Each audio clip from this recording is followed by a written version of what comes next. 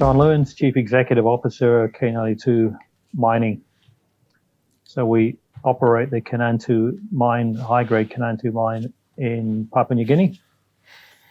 Mine's currently undergoing an expansion from 400,000 tonnes per annum to 500,000 tonnes per annum, and expecting production, I think, of 115 to 140,000 ounces this year. Just about to complete our feasibility study on the next stage of expansion, which will take us up to 300,000 tonnes per annum.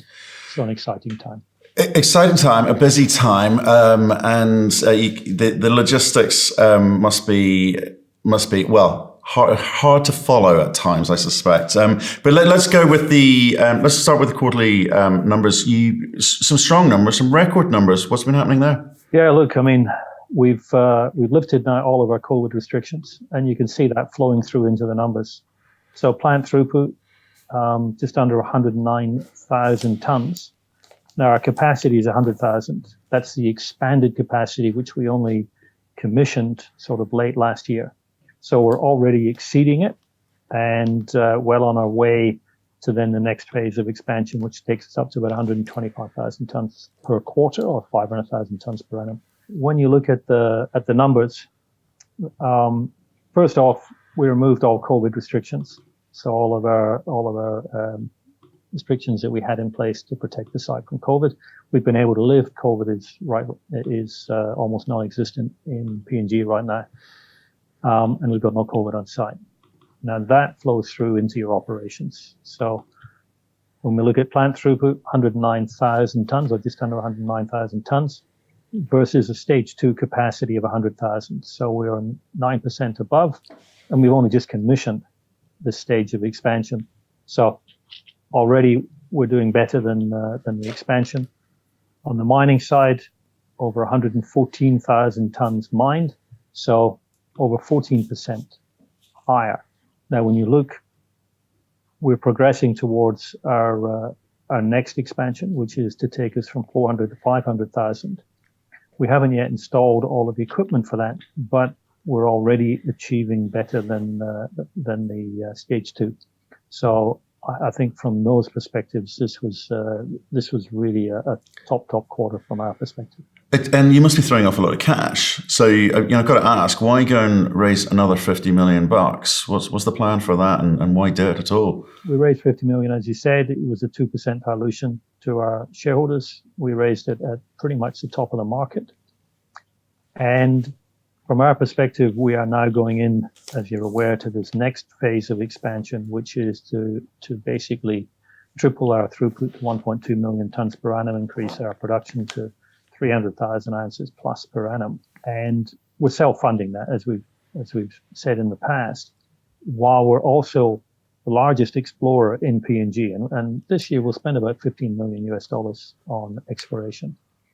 So you're going into that phase of expansion. We all know that we're seeing inflation in costs, both capex and opex, and so we took the opportunity to reinforce the balance sheet. When we're talking about $120 million in cash, no debt, going into this next phase of expansion, and we want to maintain our exploration. I mean, we're running 10 rigs right now. We're the biggest explorer in the country, and we're the biggest explorer because we've got this fantastic ground that just keeps giving and giving. And so, we're getting a lot of good results out of that exploration as well. So it's exciting expansion, but exciting exploration at the same time. Right. So I don't think anyone's going to fault you for the speed at which this is growing, and quite frankly, record quarters every time we speak, it seems. But I guess there's the old joke that bankers offer you money when you don't need it. But why choose to do that in an environment where, as you say, it's inflationary, it's uncertain, and it's, I get that it's only 2% dilution, but nevertheless, shoring up your balance sheet at a time like this it's important. Why specifically? Does it give you confidence? Should it give shareholders confidence? Look, I think it's both of those. It certainly should give shareholders more confidence. It ensures that we can maintain our exploration expenditure while we are undertaking a major expansion, which is funded from our balance sheet and our own cash flow. So it's both of those basically, and you do have cost inflation. It is on people's mind, and so in doing this, we basically increased our cash balance by 50% by doing this. And so when you're sitting with 120 million US cash and you got no debt, you're in a pretty strong position.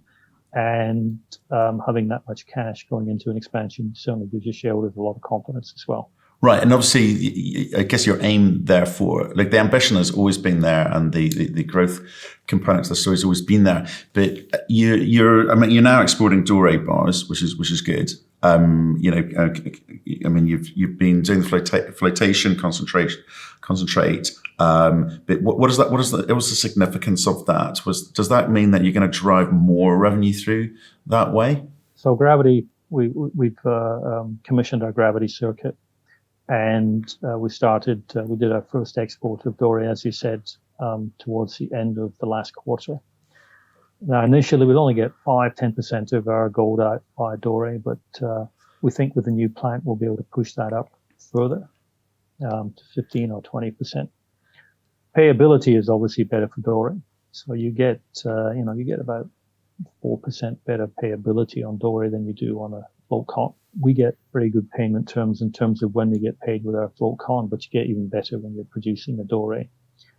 And we believe that doré recovery, as well, like gravity gold recovery, should be able to push our overall recoveries by half to one percentage points.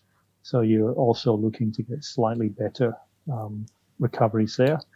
And then the other point is that you can push the copper grade in your float con higher, which means that you can get better payability for your copper as well. So it really is significant that it's on multiple fronts that you actually get a benefit from it. Okay, so it's interesting that you're trying to shave these benefits all the way along the process. So numbers are better than stage 2, which is that we talked about in the past. This next phase of development is going to add what in terms of ounces and revenue to you? I'm trying to work out kind of the sort of step change in output, and therefore the step change in terms of how we position you compared to some of these mid-tiers out there. Okay, so by the end of this year, we'll commission the plant at 500,000 tons per annum. And we expect to achieve 500,000 tons basically next year. So you've increased your throughput by 25%. You expect to see an increase in gold production of less than that, but nevertheless, you'll be looking for better numbers than we have right now for this year. The next phase of expansion takes us to 1.2 million tons per annum, which is 3 times our current throughput. And that'll take you up 300,000 ounces per annum plus. It allows you to basically lower your cut-off grades that you bring into the plant. It will lower your overall costs. It lowers your unit cost per ton. It lowers your cost per ounce. And obviously it increases the ounces that you're producing. So you're now moving into very much what will be a tier 1 operation. 300,000 ounces, lowest quartile in terms of cash and all-in sustaining costs, long life asset that, we still are drilling on multiple fronts to expand our resource. And so I can't actually tell you how long it's going to be running, except it will be running a lot longer than I will be in the industry. Right.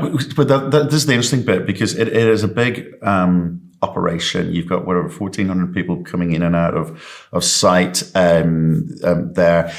So, like I mentioned earlier, it's a logistics exercise, quite frankly. But I'm sort of intrigued when the capex component stops, the cost of building the scale of this thing stops, and then it's just focusing on the operation and the margins, and then in case of what you do with those margins. So you can just kind of remind me, what's the kind of the finish of that, the capex phase, and then what do you do? We're looking at in terms of the 1.2 million tons per annum, we're looking at sort of mid 24 that would be commissioned, and so over the next effectively 2 years, we'll be spending about 300 million in capex to get to that point. No, I can't tell you that we'll actually stop at that point, because already we are looking at a potential 3A, and that's part of what we're looking at as part of the DFS PEA type situation, where potentially we do a step up from that 1.2 to perhaps 1.7 million tons by restarting the existing plant, because this expansion to 1.2 is a brand new plant, which means the existing plant gets put on care and maintenance. You, of course, can bring that back into production very, very quickly. And that's certainly now something that we're looking at perhaps 2 years after we commission the 1.2, is to actually take another step and go to 1.7. But that's not a major capital, because you're bringing on your existing asset, your existing plant. Yes, you've got to expand your mining fleet, but it's nowhere near the sort of capital to build a brand new plant. So that's 3A, and as I think you're aware, with our twin incline, the 5x5 and the 6x6, 5x5.5, 6x6.5, that trucking can go up to 3 million tons per annum, and you put conveyors in and you can go significantly beyond there. So we've already allowed in the infrastructure we're putting in for, the stage 3, the stage 3A, the stage 4, potentially stage 5. So we are building to expand. You are, but I'm sort of intrigued about the pace of that. Everyone loves a growth story. In fact, all stories should be growth stories, right? But when you reach a certain size, that gets harder. And if you're plowing the money back in the ground, your shareholders are going, well, what about us? What about us? We've had a good ride in terms of the share price, except for recently, everyone's come off a wee bit. But dividends, or maybe de-risking it by looking at other jurisdictions. We've talked about that in the past. So I'm just wondering how the thinking's changed, and do you need to continue to move at the same pace in country? Could you be forgiven if you distributed some of these earnings back to shareholders in the interim? Well, how do you think about all that? That's an interesting question, and the reality is that when you look at current gold price, you look at the sort of all-in sustaining costs that you're looking at, you're talking in excess of $1,000 an ounce margin after all-in sustaining cost. 300,000 ounces, the numbers are fairly easy to run on that sort of thing. Doing an expansion to, let's say, from 1.2 to 1.7, we couldn't spend that money. We can't get anywhere near spending it. So certainly it's already a discussion that we're having at a board level about, dividend policies.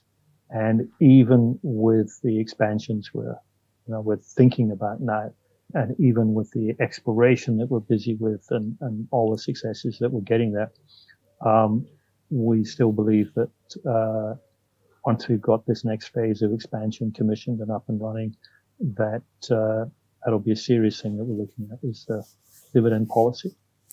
At the same time, we are obviously continuing to look for opportunities, and obviously with the market the way it is, it's actually possibly throwing up more opportunities than there might be at other times. And so that's something that we continue to look at. But, and I'll make this point very, very strongly, because we've got such strong organic growth, we've got no driver that we need to go and look at other projects. We look at opportunities because that's our job. Our job is to maximize value to shareholders, and that means you've got to be looking at all sorts of opportunities. And those opportunities are from the little things like putting a gravity circuit in, getting an incremental improvement, therefore in recoveries and payability and copper payability, to larger things like, what's the next phase of expansion, or is there other opportunities out there? You've got to be doing all of those things because they all add value to the company and therefore to the shareholders. Okay, well, let's look at that. I was talking about jurisdictional de-risking, as it were, right?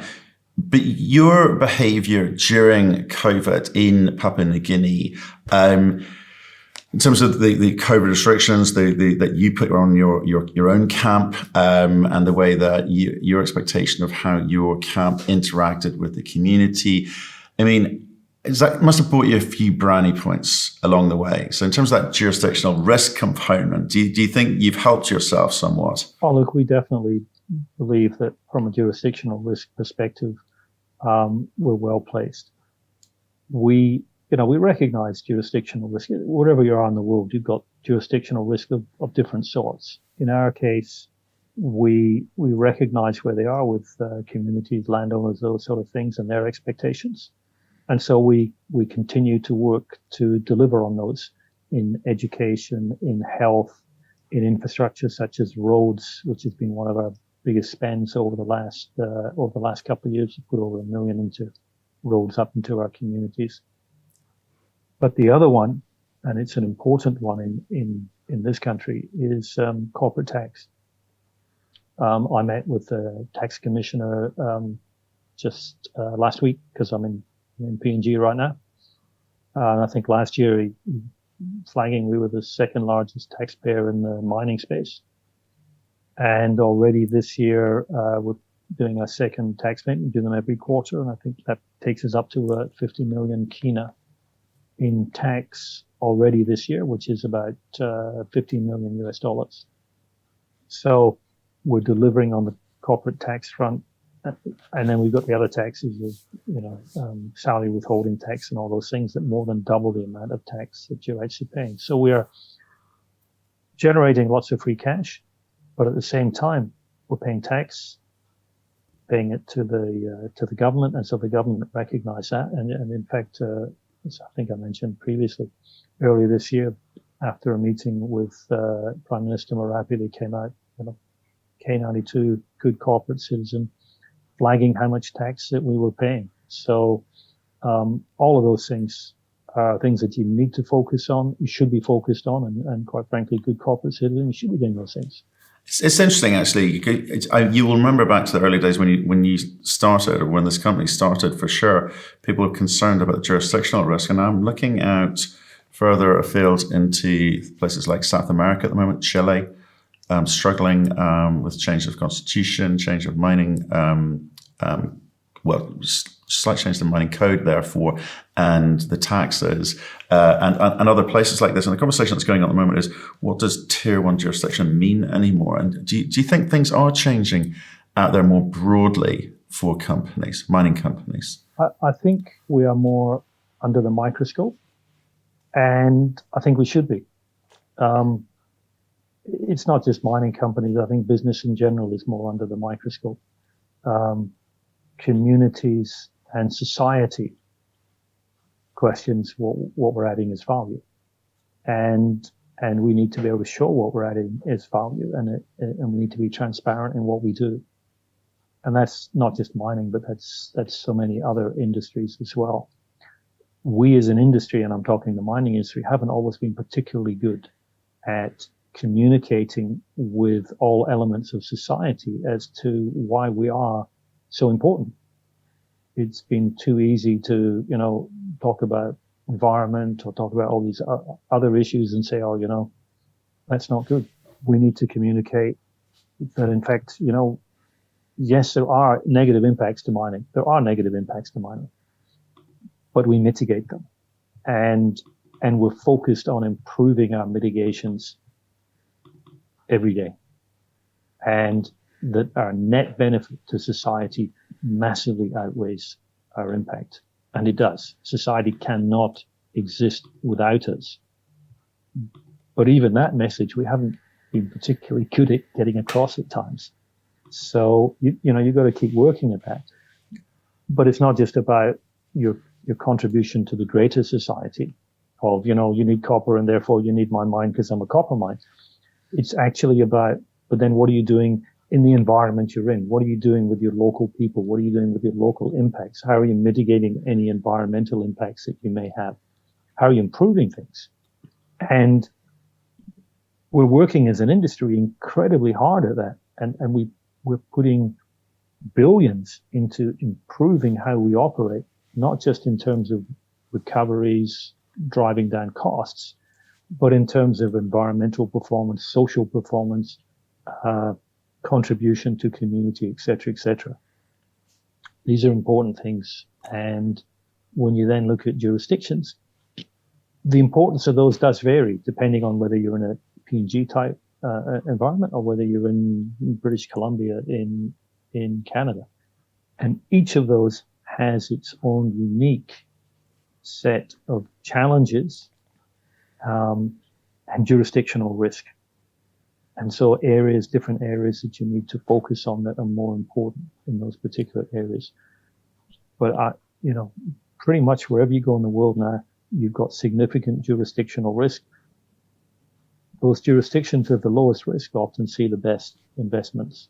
And certainly there are a few of those, but they're getting less and less because the so-called tier ones, all of them have their own issues, and getting mines up and running is getting harder and harder at a time when we're actually needing more and more metals and more new metals, such as, lithiums and those sort of things, the rare earths, as well as the more traditional coppers.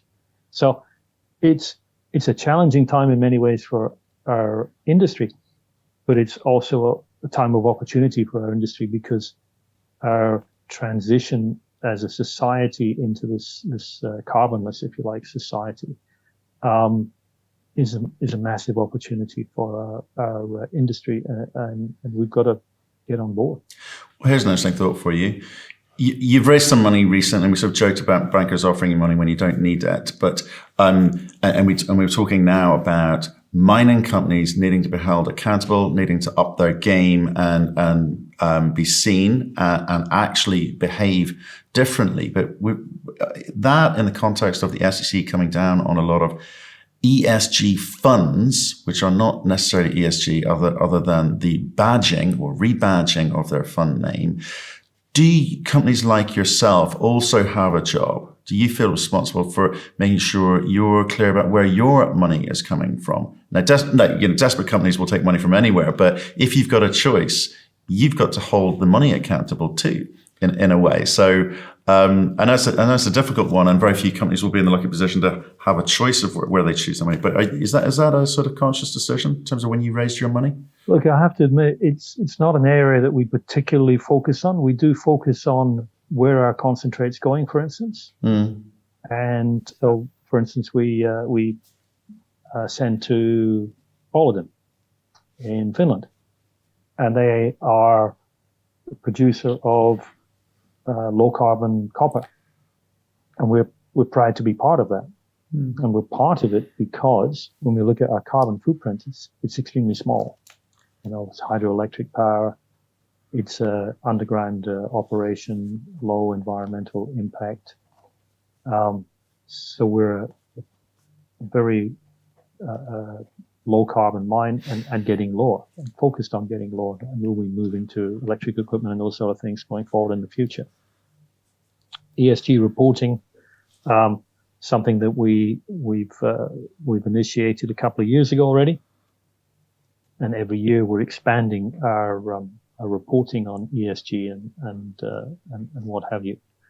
And you're right, there are ESG funds, and they certainly have started. I think we are already in one or two ESG funds because we're pretty much a leader because of things like being in a country that's got hydroelectric power, being the high grade, et cetera, et cetera. Auditing is a significant issue.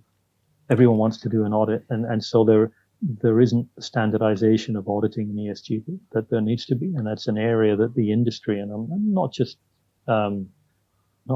mining industry, but every industry has actually got to be addressing. And when you talk about reducing your carbon footprint, that's not going out and buying carbon credits. That's actually doing real things that actually matter. And that's not to say that carbon credits don't play a part, but it's a small part in our view. So we focus on those things right now, I guess, more than funding coming to us. I'd probably make the point that I think funds that you're going to get out of places like the US, Canada, in our case mainly Canada, Australia, and what have you, are going to be, I would say, very ESG compliant, if you want to use that term, than maybe if you're getting funding from other areas. It's probably a conversation for another day. In terms of the mining companies need to be held accountable by who, you could ask, but I think a very strong part of that is if the companies that you partner with or choose to work with are held accountable by you, and likewise for them, they hold their partners or suppliers accountable, it will go a long way. But the big thing you just said there to me is like carbon credits are not. Well, they have a part to play, but they're not the total solution. You've got to take control of that yourself. What do you mean by that? Do you think that some of the carbon credits out there are like synthetic or not quite as real as actually doing things on the ground? Oh, I got a smile out of you. Well, I think carbon credits should be a small part of what you're doing, not a big part of what you're doing. And you've got to make sure that the real carbon credits, that they're not,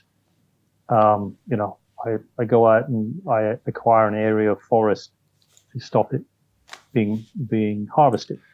So I've got a carbon credit, but the timber company simply goes next door and cuts the same amount of trees as they were going to anyway. You didn't really make a difference, but you got a carbon credit.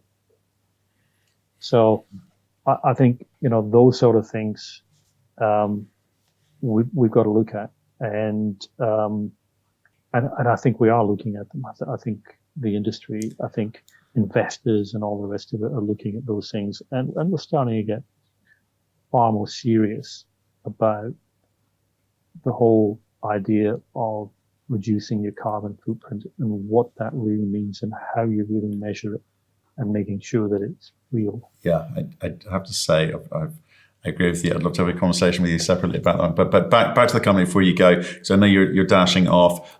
So record quarter. You've got a good, strong balance sheet right now. Exploration, obviously, a big part of it. And so, just in terms of the exploration component, because as you say, this will might be around long after you and I have gone. How many meters or dollars are you allocating to the exploration components, and where are you hunting for ounces? We're going to spend about $15 million US this year. 6 rigs. Each rig, we look for around 600 meters a month from each rig that we have operating. Focus, 6 of those rigs are underground. 4 to 5 of them are focused on expanding the resource. One of the underground rigs is more about upgrading our inferred to measured and indicated. We're looking to expand the resource to the south of our mining lease. We are looking to expand the resource later in the year more at depth as that twin incline comes in, and we can actually start drilling underground from the twin incline and start pushing the resource deeper. On the surface, we are drilling right now with 4 rigs in Kora South. So Kora South is basically to the south of the mining lease. Underground, also quite a bit of our drilling is into Judd, which is the parallel vein system to Kora, which so far, I mean, we've only covered maybe 20% of an area that would be equivalent to Kora, but we know that it sort of runs parallel to Kora. So there's a lot of drilling to be done in Judd. And to the south, we're also drilling Judd. So that's where most of our focus is. We do have a report coming out in the not too distant future on Blue Lake, which is porphyry target, and we'll have a fairly comprehensive report out in probably in this quarter. And there are a couple of other porphyry targets that we're sort of setting up as drilling or actually part of that larger system. Okay. And then we've got a lot of surface work on the go, which has come out from the detailed aerial geophysics program that we flew late last year, and that's just generating multiple targets that is just going to keep us going for 10 years plus. So a lot to be done. Okay, it sounds like there's a lot happening, a lot more to come with another DFS, PEA on the way with the exploration results. Look, as ever, real company doing real things. John, it's been a pleasure talking to you today. Thank you. As always, I've enjoyed catching up and giving a picture of where we are today, which is going to change by tomorrow.